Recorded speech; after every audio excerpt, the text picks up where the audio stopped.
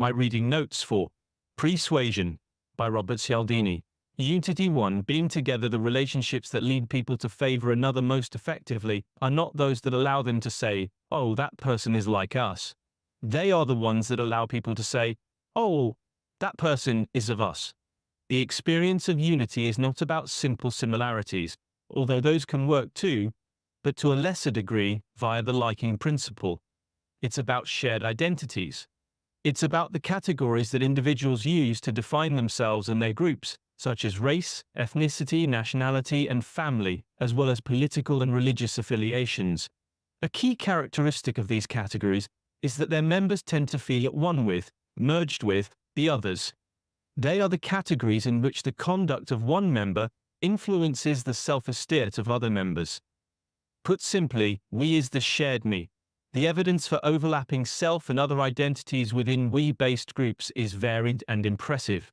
People often fail to distinguish correctly between themselves and in-group members, unduly assigning their own characteristics to those others, repeatedly failing to recall which personal traits they had rated previously for in-group members or for themselves, and taking significantly longer to identify traits that differentiated in-group members from themselves, all of which reflects a confusion of self and other. Neuroscientists have offered an explanation for the confusion. Mental representations of the concepts of self and of close outbursts emerge from the same brain circuitry.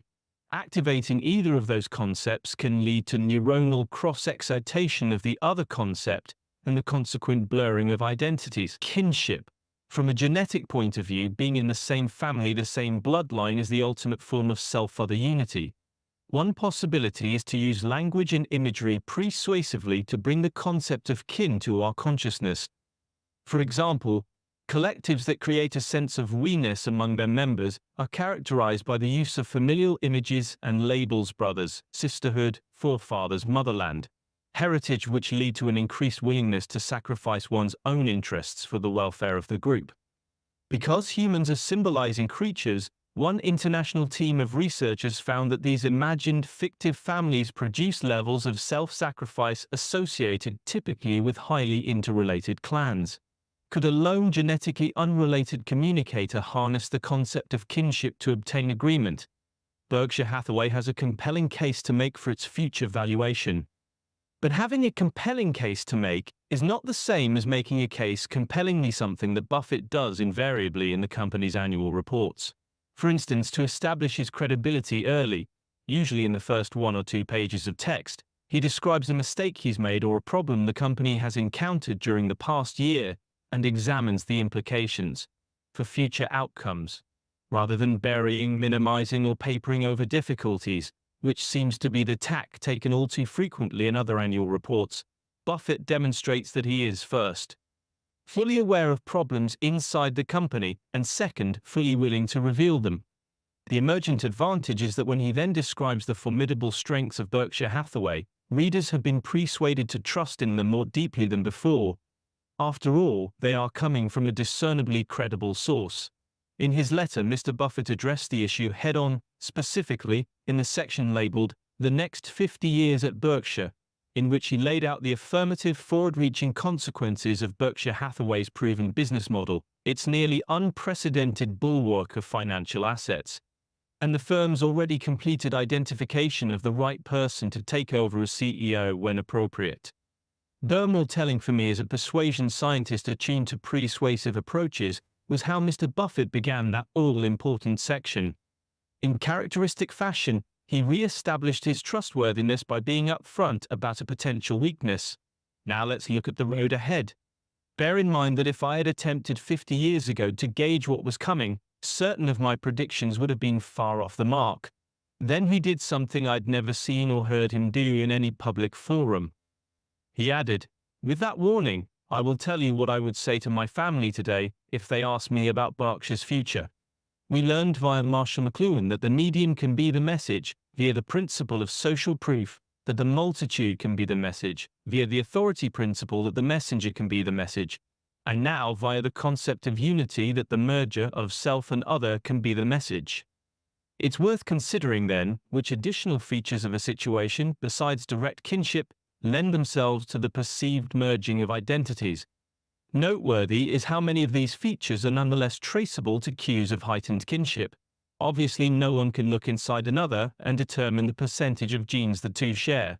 That is why, to operate in an evolutionarily prudent fashion, people have to rely on certain aspects of another that are simultaneously detectable and associated with genetic overlap, the most evident being physical and personal similarities.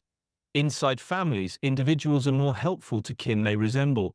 Outside of the family unit, people use facial similarity to judge, fairly accurately, their degree of genetic relatedness to strangers. However, they can be tricked into misplaced favoritism in this regard. Observers of a photograph of someone whose face has been modified digitally to look more like them come to trust that person to a greater extent. If the more similar face is of a political candidate, they become more willing to vote for him or her. Place. There is another usually reliable cue of heightened genetic commonality. It has less to do with physical similarity than with physical proximity. It is the perception of being of the same place as another, and its impact on human behavior can be arresting. Home. Humans as well as animals react to those present in their homes while growing up as if they are relatives. The longer the length of residing together in the home, the greater its effect on individuals' sense of family, and accordingly, their willingness to sacrifice for one another. Locality. Because humans evolved as a species from small but stable groupings of genetically related individuals, we've also evolved a tendency to favor the people who, outside the home, exist in close proximity to us. Region. Even being from the same general geographical region can lead to we-ness. Around the globe, sports team championships stimulate feelings of personal pride in residents of the team's surrounding zones, as if the residents had won. Citizens agreed to participate in a survey to a greater extent if it emanated from a home state university. Readers of a news story about a military fatality in Afghanistan became more opposed to the war there upon learning that the fallen soldier was from their own state. High-ranking members of Japan's military government called upon the Jewish refugee community to send two leaders to a meeting that would influence their future significantly. After the two entered the meeting room, they and their translators stood before a tribunal of powerful members of the Japanese High Command, who would determine their community's survival and who wasted little time in asking a pair of fateful questions.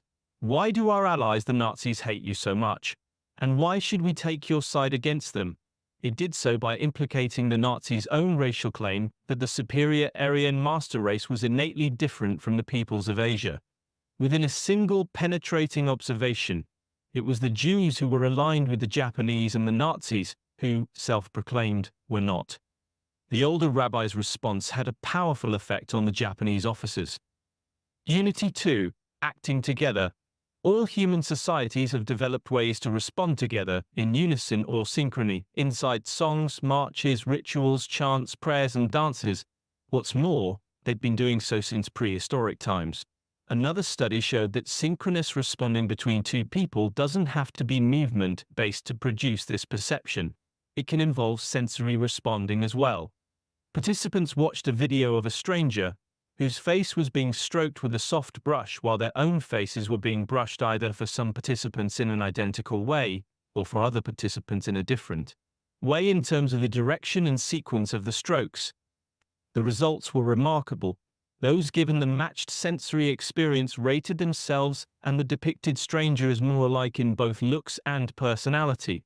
Even more remarkably, a blurred sense of self-other identity emerged, with matching participants reporting more intensely.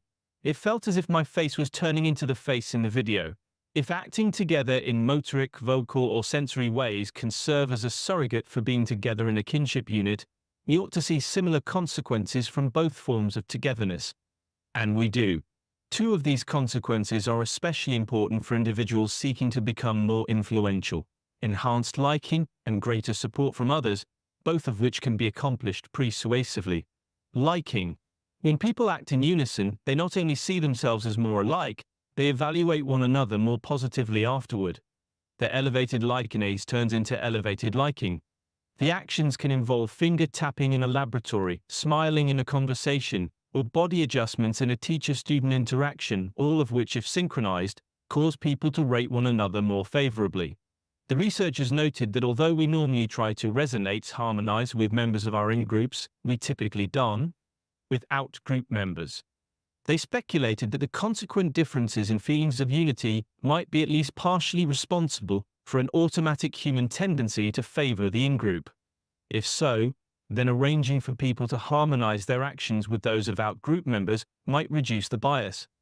To test the idea, they conducted an experiment in which white subjects watched 7 video clips of black individuals taking a sip of water from a glass and then placing it down on a table. Some of the subjects merely observed the clips and actions. Others were asked to imitate the actions by sipping from a glass of water in front of them, in exact coordination with the movements they witnessed on the clips. Later, in a procedure designed to measure their hidden racial preferences, the subjects who had merely observed the black actors showed the typical white favoritism for whites over blacks, but those who had synchronized their actions with those of the black actors exhibited none of this favoritism. Support. Okay, fine, there's good evidence that acting together with others, even strangers, generates feelings of unity and increased liking. In the first study, participants listened to an array of recorded audio tones on headphones while tapping a table to the beats they heard. Some listened to the same tones as a partner and therefore saw themselves tapping in concert with that person. Others listened to a different array of tones than their partner, and thus the two did not act in synchrony. The results left no doubt about persuasive coordinated activities' capacity to escalate self-sacrificial supportive conduct. While only 18% of the participants who did not initially tap the table in synchrony with their partners chose to stay and help, of those who did initially tap in synchrony, 49% gave up their free time to provide assistance to their partners. It appears then that groups can promote unity, liking, and subsequent supportive behavior in a variety of situations by first arranging for synchronous responding. But the tactics we've reviewed so far, simultaneous table tapping, water sipping, and face brushing, don't seem readily implementable, at least not in any large-scale fashion. Marching in unison might be better in this regard, but only marginally. Isn't there some generally applicable mechanism that social entities could deploy to bring about such synchrony to influence members toward group goals? There is. It's music. There is a good explanation for why the presence of music stretches both from the start of human recorded history and across the breadth of human societies. Because of a unique collection of detectable regularities, rhythm, meter, intensity, pulse, and time, music possesses rare synchronizing power. Listeners can easily become aligned with one another along motoric, sensory, vocal, and emotional dimensions, a state of affairs that leads to familiar markers of unity such as self-other merging, social cohesion, and supportive conduct. That jointly experienced music and movement increased later self-sacrifice so impressively has to be a revelation to any parent who has tried to alter the characteristically selfish choices of a 4-year-old at play. The children's personal sacrifice didn't arise from any rational weighting of the reasons for and against providing assistance. Behavioral scientists have long asserted the existence of 2 ways of assessing and knowing. The most recent such assertion to gain widespread attention is Daniel Kahneman's treatment of the distinction between System 1 and System 2 thinking. The first is fast, associative, intuitive, and often emotional, whereas the second is slower, deliberative, analytical, and rational. Support for the separateness of the two approaches comes from evidence that activating one inhibits the other. Just as it is difficult to think hard about an occurrence while experiencing it emotionally, fully experiencing the occurrence is difficult while passing it logically. There's an implication for influence persuaders would be wise to match the System 1 versus 2 orientation of any appeal to the corresponding orientation of the recipient. Research suggests that even merely saying, "I feel this is the one for you," will be more successful. But if you are considering the purchase primarily on rational grounds, fuel economy and trade-in value, I think this is the one for you would be more likely to close the sale. Music's influence is of the System 1 variety in their sensory and visceral responses. Rarely do they think analytically while music is prominent in consciousness. An adage from the advertising profession is tactical. If you can't make your case to an audience with facts, sing it to them. Equipping themselves with music and song, they can move their campaign to a battleground where rationality possesses little force and where sensations of harmony, synchrony, and unity win. Why are young women so attracted to musicians? There's no logic to it, right? Precisely. It doesn't matter that the probabilities of a successful relationship with most musicians are notoriously low. Those are rational probabilities. Besides, because of their common grounding in emotion and harmony, music and romance are strongly associated with one another in life. What would you say is the percentage of contemporary songs with romance as their subject? According to a recent systematic count, it's 80%, the vast majority. The far larger lesson involves the importance of matching the system I versus 2 character of a persuasive communication with the system versus mindset of its intended audience. Recipients with non-rational hedonistic goals should be matched with messages containing non-rational elements such as musical accompaniment, whereas those with rational, pragmatic goals should be matched with messages containing rational elements such as facts. 2008 analysis of 30-second TV commercials, 87% incorporated music. For products that have high personal consequences and strong supportive arguments, safety equipment software packages, that is, for which hard thinking is likely and instructive background music undercuts ad effectiveness. Continuing reciprocal exchange. The Aarons and their co-workers helped explain this kind of willing assent by showing how extended reciprocal exchanges bind the transactors together. They did so by employing a particularly unifying type of reciprocal exchange, strong enough to unify people into love with each other. Personal self-disclosure. The procedure was not complicated. In pairs, participants took turns reading questions to their partner, who would answer and who would then receive their partner's answer to the same item. Advancing through the 36 questions required participants to disclose progressively more personal information about themselves, and in turn, to learn more personal information about their partner. An early question would be, what would constitute a perfect day for you? Whereas later in the sequence, a question would be, what do you value most in a friendship? And near the end of the list, a question would be, of all the people in your family, whose death would be the most disturbing? Relationships deepened beyond all expectations.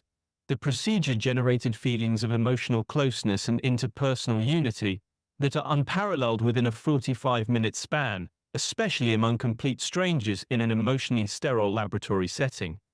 Interview. Dr. Aaron described 2 aspects of the procedure that she felt are key to its effectiveness. First, the item's escalator in personal disclosure. Thus, when responding, participants increasingly open themselves up to one another in a trusting way representative of tightly bonded pairs. Second, and in keeping with the overarching theme of this chapter, participants do so by acting together, that is, in a coordinated back-and-forth fashion, making the interaction inherently and continuously synchronous. Company creation. Leopold was not unique in feeling a special affinity for something he had a hand in creating. Would people who had a hand in creating something band in band with another come to feel a special affinity not only for their creation, but also for their company creator? The results of a study one helped conduct to investigate the effects of managers' degree of personal involvement in the creation. Managers led to believe that they'd had a large role in developing the end product. An ad for a new wristwatch rated the ad 50% more favorably than did managers led to believe they'd had little developmental involvement, even though the final ad they saw was identical in all cases. But I didn't expect a third finding at all. The more the managers attributed the success of the project to themselves, the more they also attributed it to the ability of their employee. Asking for advice is good advice. Co-creation doesn't only reduce the problem of getting supervisors to give more credit to employees who've worked productively on a project. IR can lessen a host of other traditionally hard to diminish difficulties. In the standard classroom, students tend to coalesce along racial, ethnic, and socioeconomic lines. Finding friends and helpmates mainly within their own groups, however, this pattern declines significantly after they've engaged co-creatively with students from the other groups within cooperative learning exercises, in which each student has to teach a portion of the information to the others so that they can all get a good score. Consumer input must be framed as advice to the company, not as opinions about or expectations for the company. The differential phrasing might seem minor, but it is critical to achieving the company's unitization goal. Providing advice puts a person in a merging state of mind, which stimulates a linking of one's own identity with another party's. Providing an opinion or expectation, on the other hand, puts a person in an introspective state of mind, which involves focusing on oneself. These are only slightly different forms of consumer feedback, and the nonetheless vitally different merging versus separating mindsets they produce can have a significant impact on consumer engagement with a brand. Splash restaurant. Those participants who provided advice reported wanting to eat at a Splash, significantly more than participants who provided either of the other sorts of feedback. So it wasn't that those who gave advice felt connected with the brand because they thought they had aided it more. Instead, having to give advice put participants in a togetherness state of mind, rather than a separateness state of mind, just before they had to reflect on what they would say about the brand. A finding that, I have to admit, pleases me because it implicates the persuasive character of the psychological process acting on those advice-giving participants. It should even prove effective in our interactions with superiors. Of course, it is reasonable and rational to worry about a potential downside that by asking a boss for advice, you might come off as incompetent or dependent or insecure. While one sees the logic of such a concern, I also see it as mistaken because, as the study of supervisors' estimation of collaborators' contributions indicated, the effects of co-creation are not well captured by reason, rationality, or logic.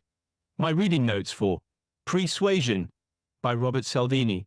Pre-Suasion seeks to add to the body of behavioral science information that general readers find both inherently interesting and applicable to their daily lives. It identifies what savvy communicators do before delivering a message to get it accepted. Their sharp timing is what is new here. Sun Tzu declared, "Every battle is won before it is fought." But there's a drawback. Days, weeks, or months of prior activity are required. Communicators can elevate their success by knowing what to say or do just before an appeal. Getting together ethical use. Pre-suasive consideration. 3 features of a commercial organization known to ravage its health are poor employee performance, high employee turnover, and prevalent employee fraud and malfeasance. Poor employee performance. Places of work can be stressful. We all know it. There is yet another type of cost-carrying workplace stress that went unexamined in this analysis but is related directly to the issue of organizational misconduct. We can call it moral stress, and it comes from a conflict between an employee's ethical values and the perceived ethical values of the organization. Only moral stress predicted both of 2 performance-degrading outcomes: employee fatigue, low emotional spirit and physical energy, and job burnout, loss of enthusiasm for and interest in one's work. These 2 outcomes weren't chosen for study offhandedly by the researchers. Each is a serious managerial problem by itself. Combined, they're a managerial nightmare, robbing workers of the vigor, desire, and capacity to do their jobs well. According to their reports, first, the more unethical the climate, the poorer the workers' job performance. Second, the more unethical the climate, the more stress they felt at work. And third, that particular stress caused their poor performance. Employee turnover. Depending on the type of employee lost in the process, charges to the bottom line range from large to eye-wateringly large. Estimates of direct expenses associated with turnover, severance pay, recruitment, hiring, and training of the replacement can extend from 50% of the employee's annual compensation package for lower-level positions to over 200% of the total package for executive-level positions. Employees of unethically rated organizations more likely to feel stressed and more likely to want to quit. It was this stress that was pushing them to leave, and to leave their employers with financially draining turnover costs as a consequence. Strike 2. Employee fraud and malfeasance. The exodus is launched by the stress from conflicting moral values. It will be specific to employees with high ethical standards. Those comfortable with the use of trickery to achieve financial gains should be happy to stay. And therein lies the source of our third specified tumor of organizational dishonesty. Phrased in terms of a caution to any leader responsible for shaping the ethical climate of an organization, it is as follows: those who cheat for you will cheat against you. If you encourage the first form of deceit, you will get the second, which will cost you dearly in the bargain. Devil's bargain. Individuals comfortable enough with cheating to want to stay in a dishonest work unit were especially willing to cheat the members of that unit. As a set of general recommendations that all commercial organizations might want to adopt, 3 appear worth the effort. Honesty ratings by customers and clients of employees they interact with should be part of the employee's incentive structures. In addition, the ethical reputation of the company as a whole should be measured and included in assessments of yearly performance. Finally, ratings by employees of the firm's ethical orientation should be a component of senior management's, and especially the CEO's, compensation package. Post-suasion, after effects. If pre-suasion is indeed based on temporarily directed attention, there's an important question all persuaders must confront. When rival communicators or even everyday events divert that attention to some other concept, what can be done to prevent the favorability from evaporating? 2 effective strategies are available, each arising from a different approach to social influence, one old school and one new school. Creating lasting change by installing strong commitments. Post-suasion, after effects. If pre-suasion is indeed based on temporarily directed attention, there's an important question all persuaders must confront. When rival communicators or even everyday events divert that attention to some other concept, what can be done to prevent the favorability from evaporating? 2 effective strategies are available, each arising from a different approach to social influence, one old school and one new school.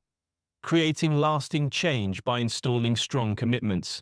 Traditionally, behavioral scientists have offered a straightforward answer to the question of how to make a person's initially affirmative response persist. Arrange for the individual to make a commitment to that response, usually in the form of an active step.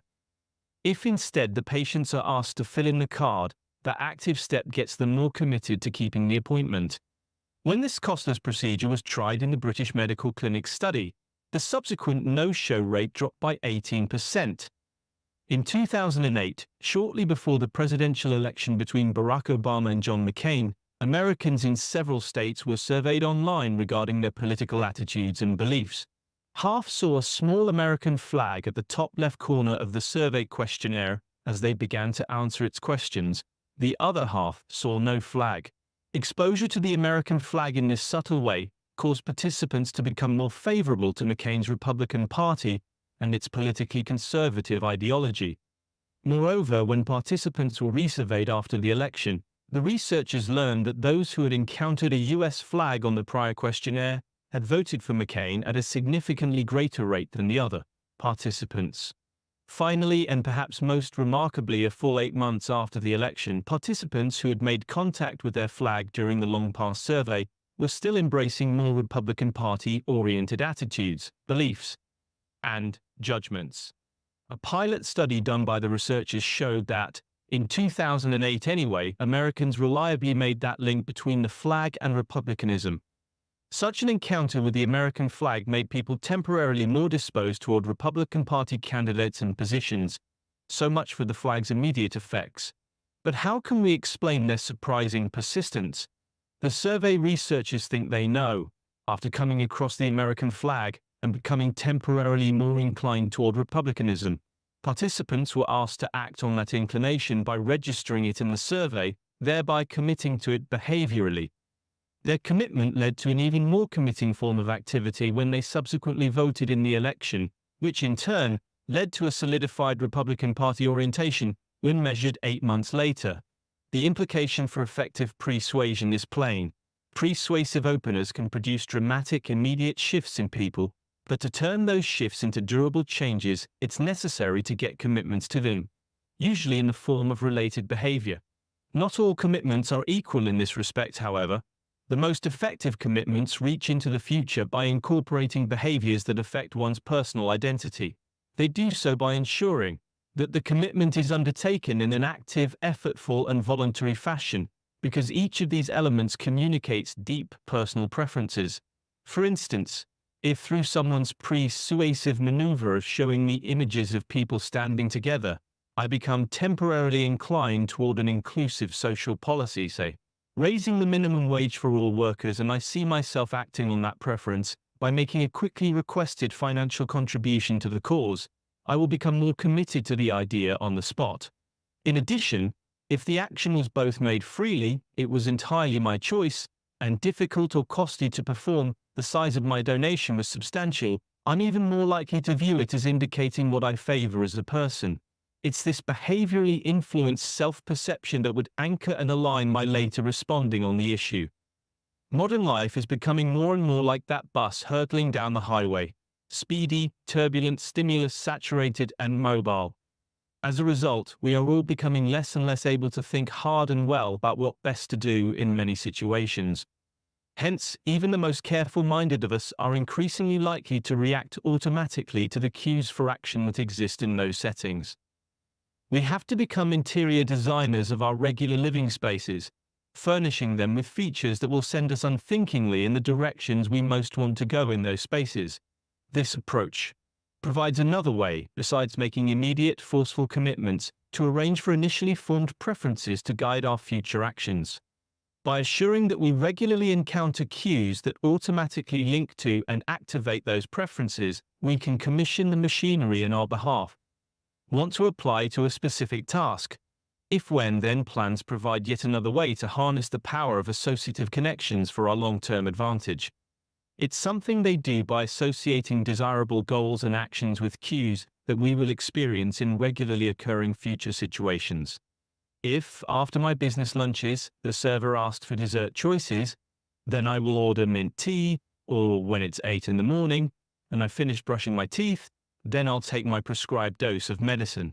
Persuasive geographies 2. Who we are is where we are. Grant and Hoffman thought they could do better just by bringing physicians' attention upon entering an examination room to one of two powerful motivations: concern for themselves or concern for their patients.